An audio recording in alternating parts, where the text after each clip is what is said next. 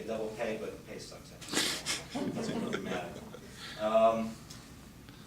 Any other questions before I do my... Oh, Just walked in. What is the instrument called? it's called the Chapman Stick, named after Mr. Chapman.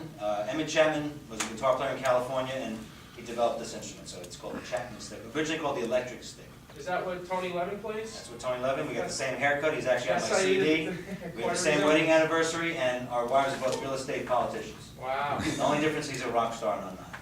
And he doesn't play, it's mostly a bass he plays? Because he's a bass player. But Okay. if everybody doesn't know who Tony Levin is, he's actually a very famous bass player who plays this instrument more on the bass side, more here. And he's played with Peter Gabriel, King Crimson, if anybody knows King Crimson.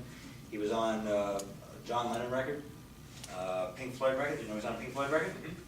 I guess you're a Tony Levin fan. Yep. Okay, good. What do you know about Tony? Just a musician from high school, so. Are you a bass player? No, percussion. Okay. Right. You got your bongos with you? No, I never had bongos. I had everything else. You got your congas with you? No. Actually, usually Thank you. thanks for coming down. I usually play duos with a percussionist, Nydia. We played last night. And it's a nice full sound. And percussion is nice with this instrument because drums have a certain sound, but with percussion you can add a lot of color to it, and which I like, you know, playing chimes and bongos and all kinds of toys and stuff like that.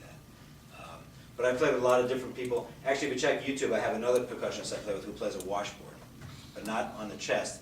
It's on his lap. He calls it a laptop. And he's got a fondue pot and a colander, and he wears thimbles, and he's from France, and it's incredible. He's the only person who takes attention away from this instrument, because he's got dreadlocks and he plays this crazy instrument. And if you want to see him possibly, another friend of mine named Stefan Rembel, who's a guitar player, wrote the theme song to Woody Allen's newest movie, Midnight in Paris. He's going to be on the Oscars. Awesome. If he gets to bring his band, this David guy's going to be with him. Otherwise, Stefan's going to play with the orchestra at the Oscars. So look for Stefan. Stefan's a great guitar player. He plays gypsy swing music, which I'll play for you in a second. He's on my CD as well, Stefan Rembel. So I'll play something real quick that, does anybody know Django Reinhardt? Anybody know the name? Yep. Okay, two people. Okay, Django Reinhardt, pretty much recorded in the late 30s, 40s, into the 50s a little bit. He died very young at 44 years old. He's a French guitar player.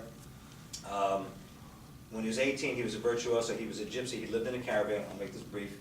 His wife decided to have a surprise for him for his birthday. Lit some candles in the caravan. It caught fire. He was burnt pretty bad. He was in a hospital. They were going to amputate his arm. He escaped from the hospital, and these two fingers were paralyzed. He couldn't use them, so he only had two fingers, and he revolutionized guitar. You can actually watch some videos of him. It's incredible to watch. They didn't surface until about 10 years ago. And he played with two fingers, and he revolutionized. It's old style music, but his ideas and his swing and everything is just so revolutionary and crazy. If anybody saw the movie Sweet and Low Down, Woody Allen movie, it was about Django Reinhardt. So he played with two fingers, and there's a lot of people who play his style of music. I'm going to try to play this now with 10 fingers, you know, imitate his stuff. And he played in a band called the Quintet of the Hot Club of France. So Stefan does his music in that Woody Allen movie as well. So, and actually this is a theme song for a movie called Chocolat.